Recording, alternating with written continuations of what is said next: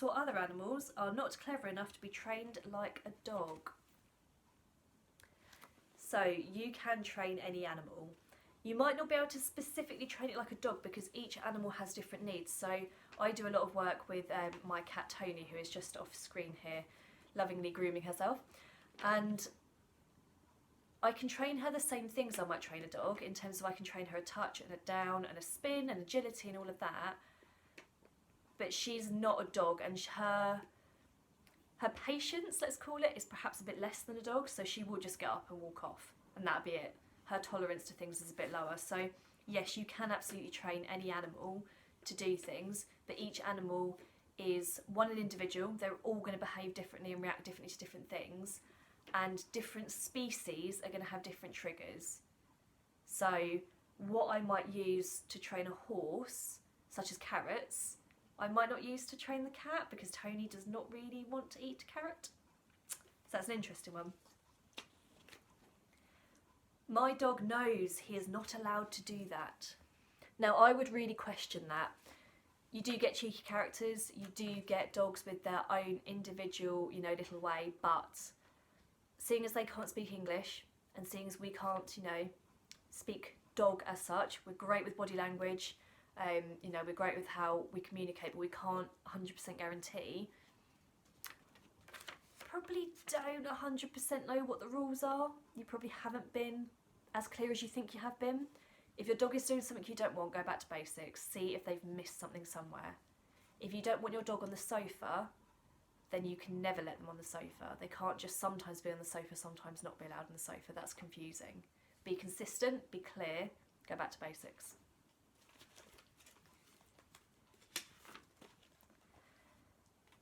My dog growls at me when I try to take things away because he thinks he's the boss. No, he growls at you because he doesn't want you to take it away. Make sure when you need to take things off your dog, you either teach a very, very good leave it, or you do swapsies. So you can't eat that sock, but have a toy.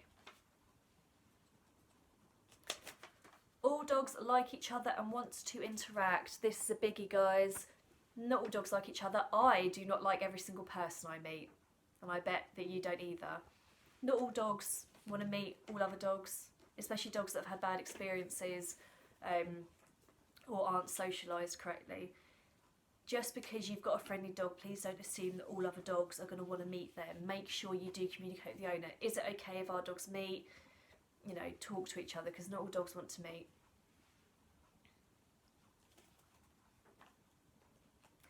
You have to wait until your dog is a certain age before training. No, you can train from the first day you bring them home, okay? Just bear in mind, if they're very young, they're not going to have a vast attention span, so keep it short, keep it sweet, build up to it. But you don't have to wait to a certain age.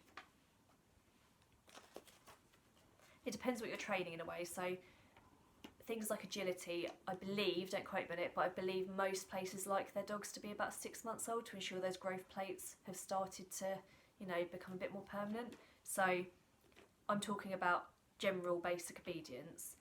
If you want to do something a bit more out there, then you'd need to check specifically with whichever group you want to join. Behaviourists and trainers are the same thing. Now, I have just done a video with Emma Stedman from Dogs Viewed about this, so hopefully that will go up soon. Behaviourists and trainers are not the same thing. They're not better than the other, so a behaviourist is not better than a trainer is not better than a behaviourist. They're different jobs, okay? Behaviourists look at emotional problems or problems with the behaviour, okay? So anxiety problems, fears and phobias, frustration, overexcitement, separation anxiety, emotionally seated problems.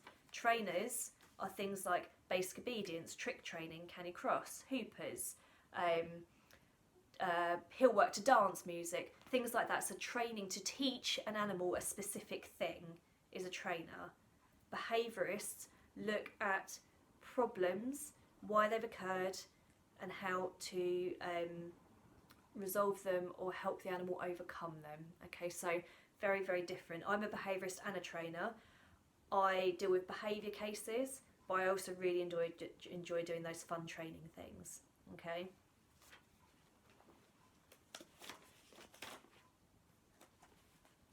Dogs will not receive enough exercise if they're not allowed off lead. That really does depend on what else you're doing. If you have a reactive dog that you cannot walk off lead, for the love of God, don't just let it off. Okay, for safety reasons, they've got to be on lead, but make sure the walk is a decent length, make sure you're playing with them off lead in secure, safe areas, make sure you're training at home.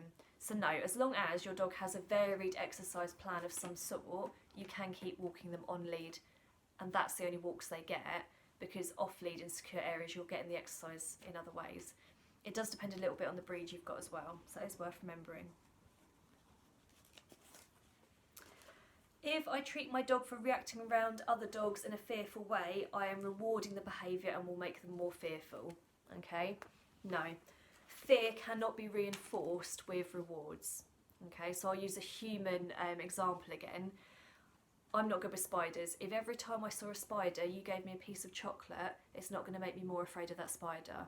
I might even start thinking, oh, I quite like seeing spiders because I get chocolate. Okay?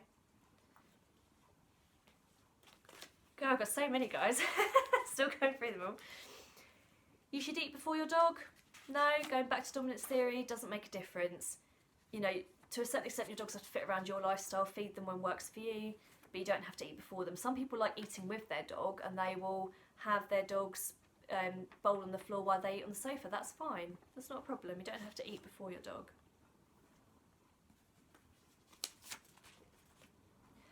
Same concept, you should never let your dog walk in front of you. No, your dog can walk in front of you as long as it's safe to do so. That's not a problem. As long as they're not going to, you know, rush into a road or anything, then absolutely your dog can, you know, free walk on the lead, so it's loose and nice and they can sniff what they want. They don't have to walk behind you. Again, along the same line, you must always walk through doors before your dog to let them know you're in charge. No, they won't know you're in charge if you walk through a door before them. That's not what they're thinking.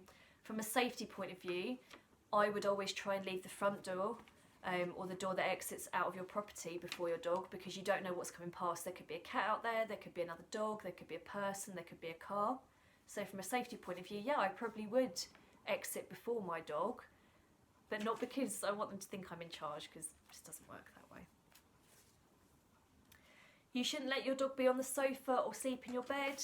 That's up to you. If you want your dog in your bed or on your sofa, that's fine. They're up there because they want to be close to you. The sofa, the bed, it stinks of you and they love it. They're just trying to be close. They're not trying to take over the world while you're out at work. The only difference to this is if you don't want them on your bed or your sofa, then just don't allow that, and that's fine too. It's personal preference, but you can't sometimes allow them and sometimes not. It's got to be consistent. If your dog is friendly, then you don't have to put them on lead when approaching another dog on lead. Now, this is a bit of a bugbear for me as a behaviourist.